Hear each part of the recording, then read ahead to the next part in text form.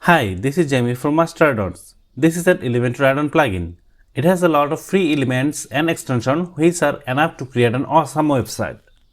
As it's a freemium plugin, you can download it from the WordPress plugin repo.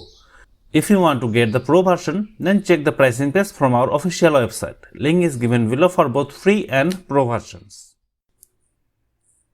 I'm going to explain gradient headline.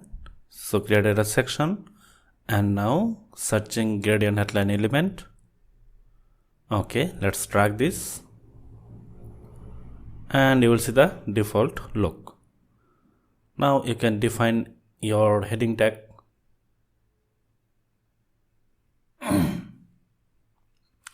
Then let's delete gradient headline from the content and navigate to style. Let's change the typography and increase the font size. Okay, it's perfect. Selecting gradient is the main part of this video. Let's select gradient and select wisely two best color for your web page. I am selecting the blackish one and reddish one. Okay, let's increase and decrease the value and you will see the difference on Master Addons text. This is how gradient actually work. But not only this, there is a couple of options. You can use radial. This is the radial system. You can select the position of gradient. Let's move back to linear and change some angles. If I change angle, you can see how it's implementing on the text.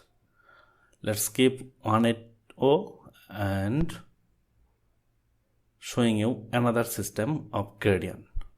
Let's decrease it, make it 0 and slowly increase it.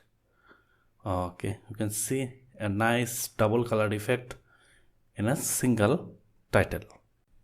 Let's update the page and preview how it looks in a page. That's all about gradient headline. Make sure to download, install and active Master Addons from our official website or our WordPress plugin repo page. Otherwise, you can't work with our extensions and elements.